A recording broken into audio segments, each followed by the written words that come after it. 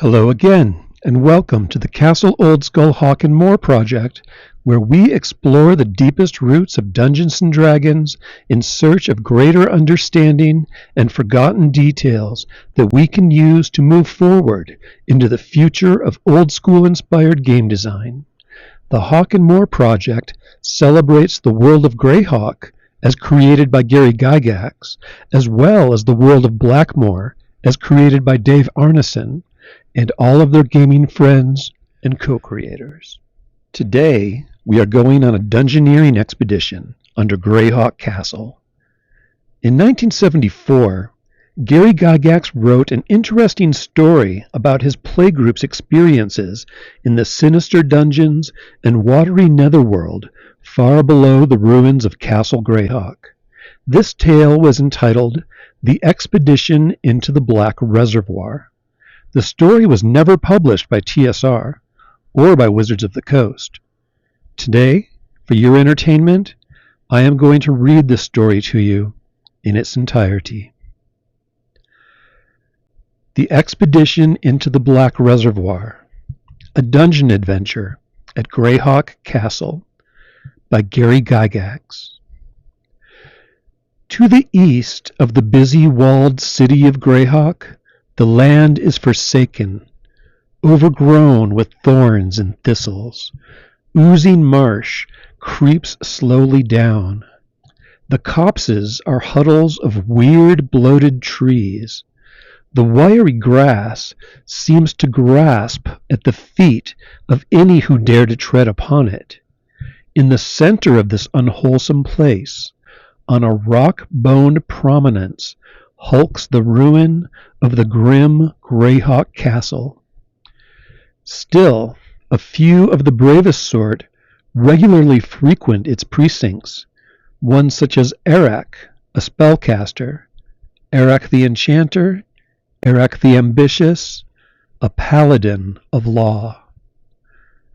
This same magic user now commanded a party of 4, bent on despoiling the wicked dwellers of the underworld beneath the castle of some goodly treasure.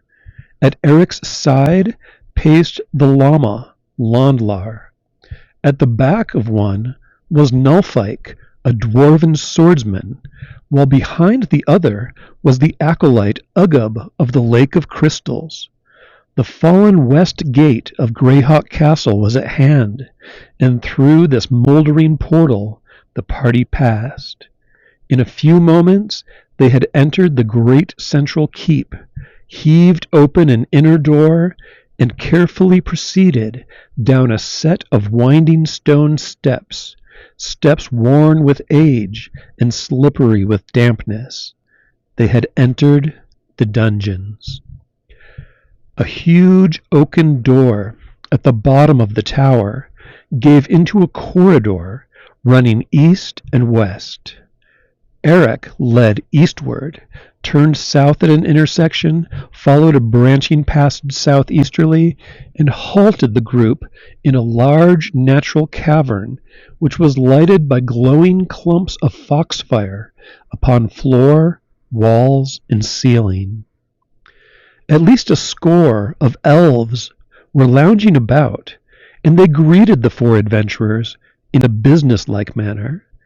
These were the guardians of the eastern stairs. Who or what had made them the warders of this ingress to the dungeon depths, no one knew or cared, for they were there, and no one cared to dispute their right. A bargain was quickly arranged. On their return, the expedition would allow the elves their choice of any one magical item, plus a tithe of silver and gold. All this assuming that the party did return, and if they returned, that they had any treasure to divide at all. The deeper dungeons are most hazardous, prizes are hard won, and mortality is high. A few parting words, and the 4 went further into the cavern, up a small passage, and then began a long descent by means of uneven steps cut into living rock. When the end of the stairs was finally reached, the party quickly decided to attempt to explore mostly northward and proceeded accordingly. Most of the passages seemed to be running laterally, but by dint of much crisscrossing they had gained some measure of progress when a chance entry into a narrow southerly tunnel discovered a flight of steps going deeper still into the bowels of the castle. One of the adventurers demurred, and an argument ensued as to the wisdom of going further down. This discussion ceased abruptly when a bellowing arose from the corridor they had just left, and without further ado all four hastened on. The end of the steps brought something totally unexpected, however. The space there was seemingly boundless and cloaked with a murk of ebon vapors which allowed but feeble penetration by lantern or torch. It was only after considerable, careful probing in all directions that it was discovered that northward lay a sudden drop. The ledge was only a few feet above a sheet of inky water of unknown depths. Passing along its edge, the four went westward, and within a few yards came upon a large raft moored to an iron ring. Erac wished to set out upon the waters then and there, but Londlar prevailed upon him, so the party explored yet further west along the strange shore. Some 200 feet ahead, they found a flight of stairs wending upward, and as they passed these by a strange scraping sound from beyond brought all four to a state of utmost alert. Lanthorns were raised high, and a faint glimmering from afar told them that something unusual lurked ahead. Then the scraping came again, and this time a loud clacking accompanied it. Into the light scuttled an immense crab, with pincers of sword-like proportion poised in front, snapping open and shut as the monster charged its intended prey. Formidable, certainly, but why face a senseless brute for nothing except a chance of death? The four adventurers discreetly withdrew at a dead run. Nothing pursued beyond a few score feet, and Erac called a halt in order to devise a detailed plan. No more aimlessness, he said. We will now set out upon the dark waters yonder, for I am sure that somewhere within that expanse a vast treasure awaits our taking. In a trice, all were aboard the raft, and with long poles the four shoved the clumsy raft away from the ledge and into the unknown. The raft slowly lost way after the initial rush of 10 feet, but Ugab whispered that a pillar loomed but a few feet ahead, and gradually the raft drifted forward until they touched the granite post with a gentle thump. Working around the support so as to be able to go further northward, the four repeated the pushing off process. Eventually, they discovered that the body of water was apparently a large reservoir. The roof of the place was lost from view in the murk, but everywhere rose mighty granite pillars to support it, hexagonal posts of several yards diameter. These supports enabled the party to make their way about the place and were nearly the undoing of them all. Quietly the four made their way from pillar to post, fearing that some lurker in the deeps might arise at any moment to overturn their frail craft and devour them whole. Yet nothing broke the still surface of the water, save the ripples from the passing of their own raft, and soon they discovered a line of supports stretching away to the left and the right. Pillars which were placed so close to each other that the raft would not pass between them. Further exploration revealed that these obstacles took the form of an oval. What was within? On the far side, the sharp-eyed dwarf, espied a rusty lever protruding from one of the pillars. Nulfike seized it in an attempt to move the arm, but it gave only a bit and groaned horribly.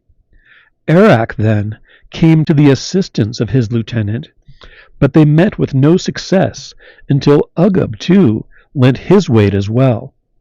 Finally, the iron bar slowly moved downward, protesting rustily as it went, and as it moved, the stone post slowly and silently began to descend. There was nothing to be done now but to see what results their efforts would bring, for the monolith sank so rapidly as to prevent any attempt to return the lever to its original position. The raft was drawn into the vortex created by the descending shaft, and as it moved ahead, all four of the explorers peered into the space heretofore inaccessible to them. And there was terror. The water in the middle of the oval was beginning to roll. A snaky head broke the surface. A sea monster had been awakened and released, and they had unwittingly invited their doom. Londlar, Nulfike, and Ubbug frantically paddled and thrust with the poles to escape the area as quickly as possible, but the horrid head regarded them balefully. Erac stepped to the part of the raft nearest the monster, turned his back on it, and chanted strange words, while his fingers drew runes in the air. The monster was a scant 10 yards distant and closing fast. It had not come close enough to seize the raft or its occupants, however, when their motions seemed to blur. The clever enchanter had cast a spell of haste upon them all, and each now moved at incredible speed. The sluggish craft leaped ahead, but even then it was not moving as fast as its pursuer. "Faster!" shouted Erac, as he turned again toward the sea monster and again raised his hand. He pointed his finger at the gaping mouth of the beast and spoke a single word. A glowing orb sped from his hand and streaked toward its target, growing larger until it burst in searing flame just behind the monster's outstretched neck. A deafening honk came from the beast, and it momentarily writhed in pain. Would they thus escape? No. They were against the westernmost boundary of the Black Reservoir now, and the monster was cleaving the water behind in fury to avenge its hurt. And then it was upon them. Its serpent's neck shot forth, and it struck. A blast of fetid breath and rending teeth, and Erac lay dazed and bleeding.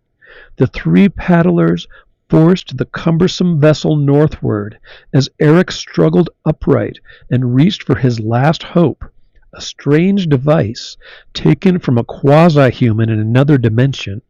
He aimed this stubby rod as well as the unsteady platform and the poor visibility allowed, and pressed the small stud on its side.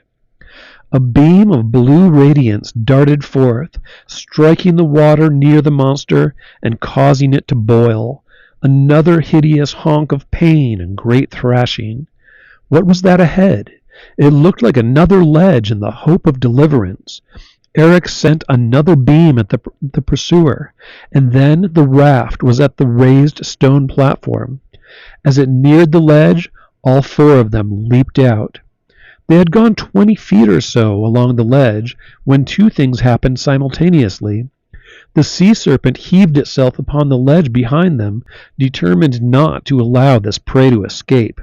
And also, from above, 5 pteranodons dove upon Ugub and Nulfike, who were in the lead. As Londlar rushed into the fray ahead and smote at the menace from above, Erac loosed yet another bolt from the thick rod.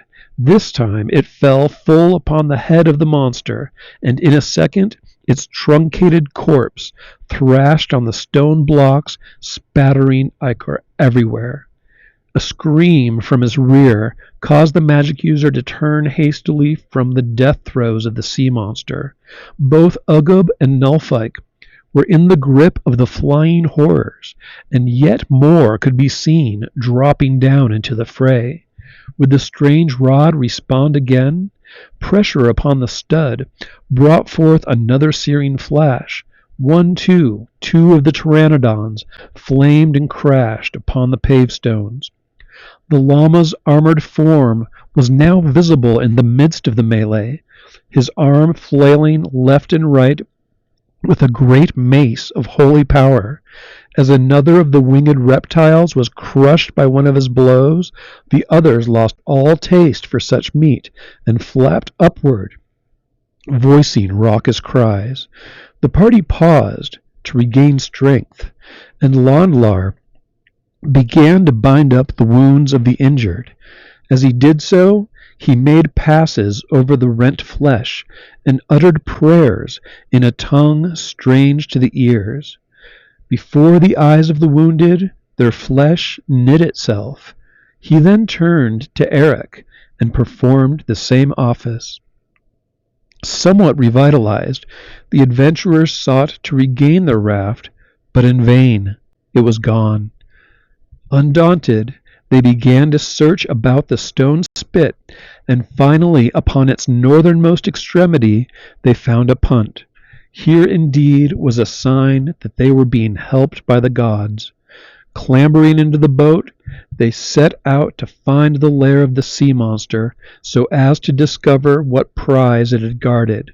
Who, though, could find their way in this maze of pillars and silent water? Again, Nullfike saw something unusual ahead, this time a slender tower. When they reached the place, the four stole silently ashore. An entrance to the tower was discovered, but it would not yield to their pressure. Erac cast a spell of opening upon it, for he could detect a strong enchantment upon the portal. The door gave only a few inches, but this proved barely sufficient for the four to pass through. The inner chamber contained only a few furnishings, but a stairway drew them upward. This time they wasted no effort trying to open the trapdoor above with force. Erac spoke forth the opening spell once again, and this barrier was magically flung back. There, in a stupor, sat a figure in black robes and tall pointed hat, lost in the vapors arising from some hellish censer. He was overcome with ease, bound, and dragged back to the punt. Although he was obviously a magic user of some sort, the party could find no magical apparatus of use to them. This misfortune was mitigated by the discovery of a chest filled with gold coins and glittering gems. By the time the chest was resting in the bottom of the punt, the four could see that they would have trouble fitting themselves in, let alone taking their prisoner. Nullfike slipped away for a moment and returned dragging another boat, apparently belonging to the tower's inhabitant. Ugab suggested that their captive be placed therein, and the fellow's boat lashed to theirs. It was agreed, and soon they were off once again in search of the sea serpent's former prison. After much rowing, the prison was located, and nothing befell the party during the search. The punt was positioned over the approximate center of the enclosed area.